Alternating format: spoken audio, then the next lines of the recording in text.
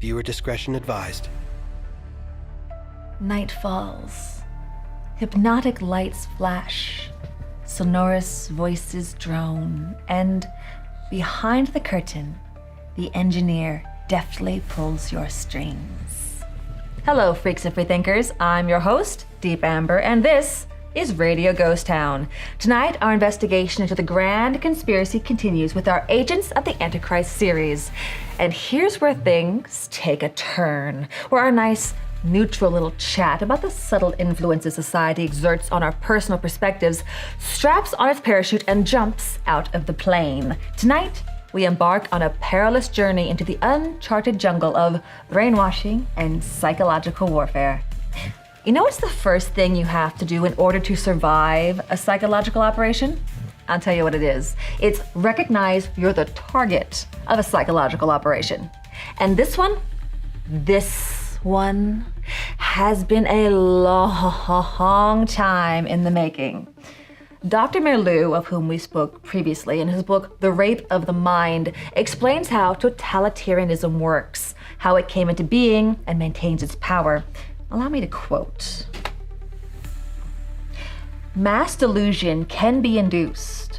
It is simply a question of organizing and manipulating collective feelings in the proper way.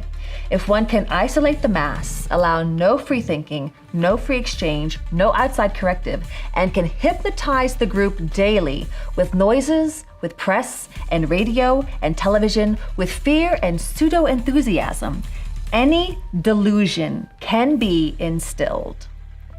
He has described in brief what they did and why they did it during their scamdemic lockdowns.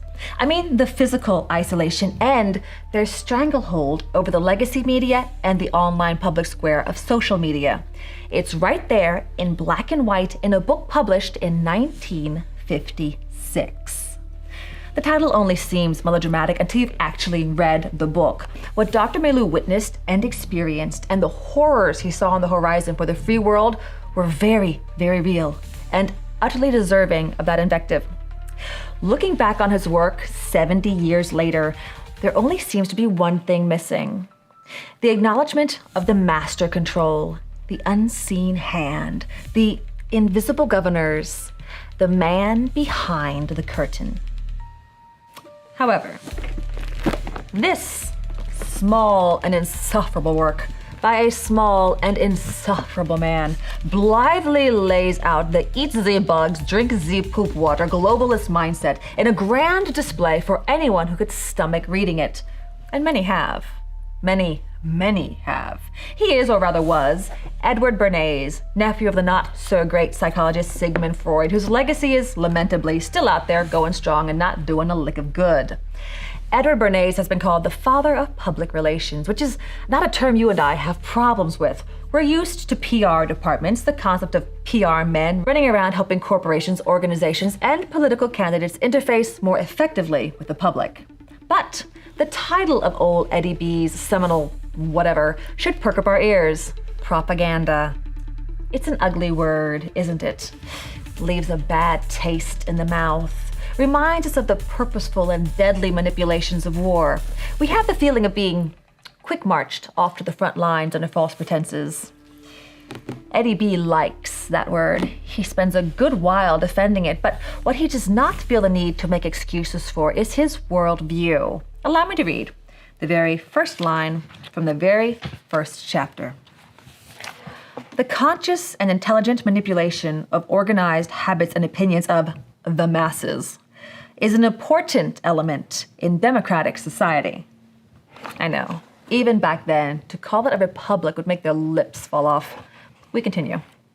Those who manipulate this unseen mechanism of society constitute an invisible government, which is the true ruling power of our country.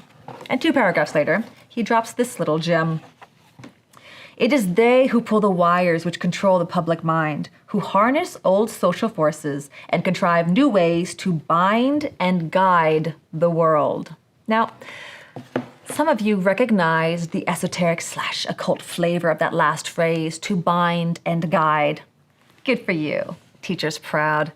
Additionally, this first chapter is entitled Organizing Chaos, and the last 6 words of the entire missive are, to bring order out of chaos.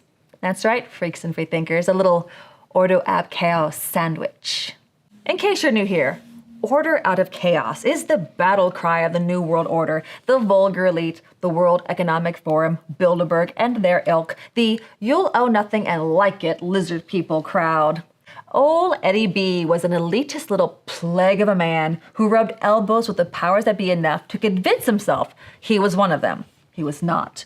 But they certainly made use of his work, which was, by the way, published in 1928. Like I said, a long time in the making. Eddie B burst upon the scene in the advertising game, name-dropping his Uncle Sigmund and using all of Uncle Siggy's dirty little tricks. It was effective, and it got him noticed. In these 11 chapters, the insufferable Edward L. Bernays lays forth his very bestest argument in defense of what he alternately calls propaganda and public relations. We have been groomed to think of them as 2 separate entities, but they are the same, which makes sense. This is why we see the agenda being pushed by brands and corporations. Corporate public relations and invisible government propaganda are the same thing. Kinda always have been. Stay with me. Weird Eddie B lays forth his methods, which are still taught, studied, and built upon in a book written for the Ivy League educated hirelings of the self-styled ruling class, so that the unseen puppet masters, the man behind the curtain, can control your life and make you think it was your idea. As Uncle Siggy's little boy explains at the opening of chapter 1, we are governed, our tastes formed, our ideas suggested largely by men we have never heard of. This is a logical result of the way in which our democratic society is organized.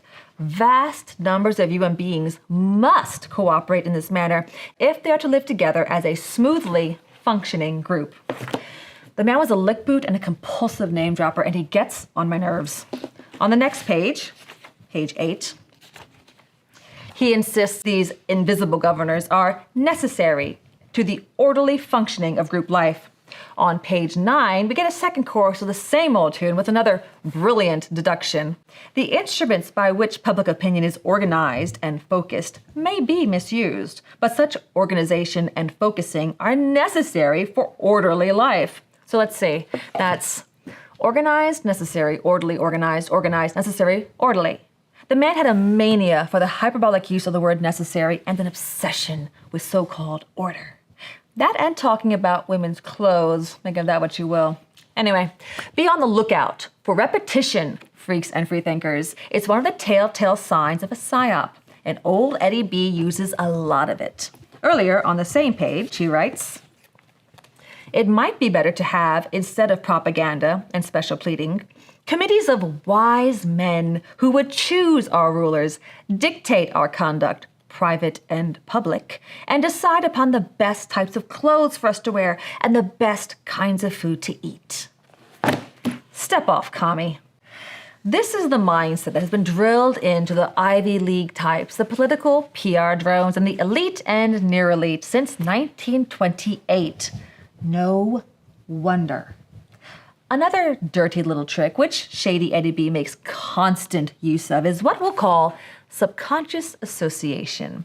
That's when concept number 1 is linked to concept number 2 psychologically. And therefore, the strongly held opinion or emotion you have for concept number 2 is now unknowingly transferred to concept number 1. It happens all the time in mass media, movies, TV shows, songs, music videos, news broadcasts, books, articles, advertisements of all kinds. We must learn to recognize it and be ever vigilant against it. It seems to have been one of Eddie B's favorite ploys. Whenever he bumps up against the concept of government of the people, by the people, and for the people, he slips in a little negative association. The Constitution was written in a much simpler time, in contrast to the modern world.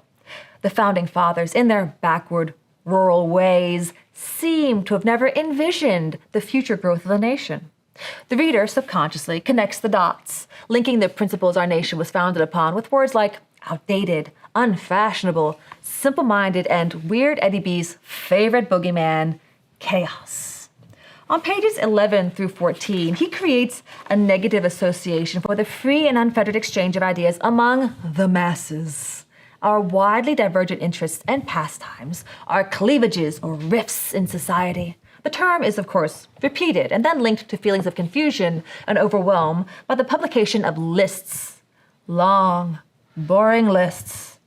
Lists of groups he found in the almanac, of publications from a newspaper directory, and of conventions in Cleveland, Ohio. So many entries on each list, and each one a rift. He sums it up with this banger of a quote. Ideas are sifted and opinions stereotyped in the neighborhood bridge club. So many clubs, so many opinions. It can only mean chaos. Of course, the real problem is the vulgar elite and their servile lapdogs like Eddie here need to be the ones sifting our ideas for us. They must disseminate stereotypes as needed to create the ever-useful polarization of insiders versus outsiders, scientific versus science deniers. That polarization is, you guessed it, a big flashing sign that reads, "Warning, PSYOP in progress." Here's something that really made me mad. I wasn't going to take time to cover it, but might as well. While explaining the importance of universal and continuous propaganda in regimenting the public mind like an army regiments its soldiers, he starts ranting about the plight of the poor public servant who is forced to actually serve the public. The examples listed are legislators, editors, and teachers. They are helpless against the hooting, stubborn ignorance of the masses. These, as he calls them, supposedly powerful beings, are reduced to mere bits of driftwood in the surf. The implication is the conclusion stated elsewhere in the book, that these powerful beings should be the ones in control, that our thoughts, opinions, desires, the will of the people is at best irrelevant, at worst, domestic terrorism. Yes, you heard me right, and hold that thought. According to Propaganda Boy here, what the legislature does, how the media reports, and what our school systems teach our children are simply none of our business. Here's the subtle association. After lamenting the plight of the benighted public official who is not permitted to run roughshod over the will of the people, Eddie B suggests the sort of person who insists on having a voice in his government and control over his children's education by describing a man who buys the sheet and pillowcase costume and bands with his fellows by the thousands. Ladies and gentlemen, freaks and freethinkers, Slick Eddie B is calling you the KKK. Remember not too long ago when parents showing up at school board meetings were suddenly deemed terrorists and the powers that be acted like it was a completely legitimate call? Well, it turns out associating concerned parents with terrorists is not new. And to the vulgar elite and their trained monkeys, it is completely legitimate. He also says, a little later, the normal school should provide for the training of the educator to make him realize that his is a twofold job: education as a teacher and education as a propagandist. Mission accomplished. To them, we exist to be controlled and exploited. As Eddie B said on page 27, clearly, it is the intelligent minorities which need to make use of propaganda continuously and systematically. Only through the active energy of the intelligent few can the public at large become aware of and act upon new ideas. Elsewhere, he says, ours must be a leadership democracy administered by the intelligent minority who know how to regiment and guide the masses, the elitist little twit.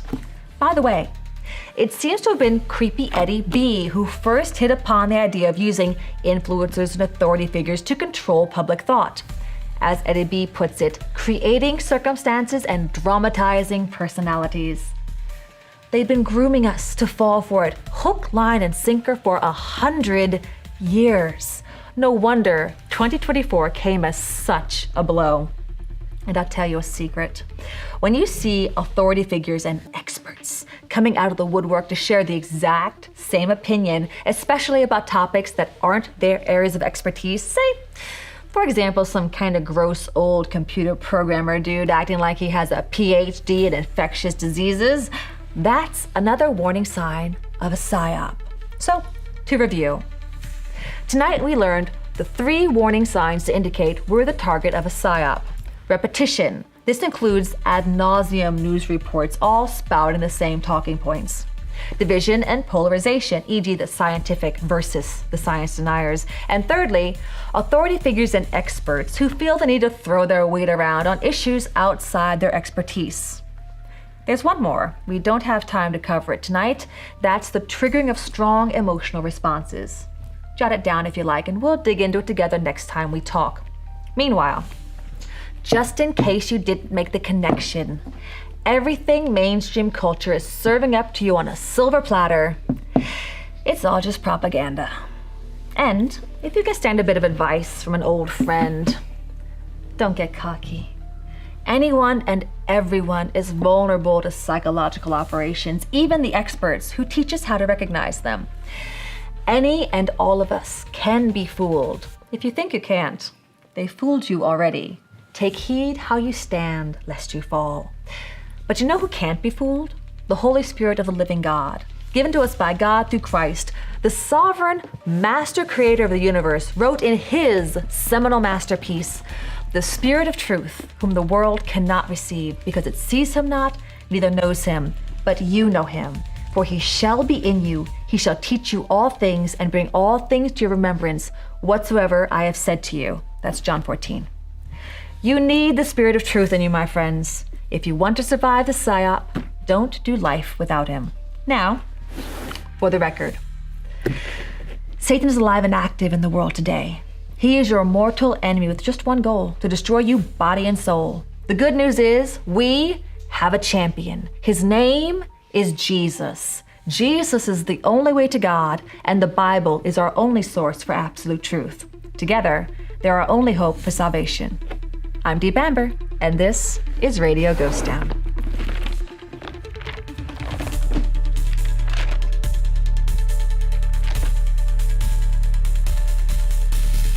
We're living in precarious times. Now more than ever, we need to possess the mind of Christ and operate in the wisdom that comes from God. At Fly By Light Media, we choose freedom over comfort and truth over popularity. We hope you will too. And don't forget to check out our merchandise through the link in the description. And watch more videos. Together, we are Fly By Light Media, and we rise to shine.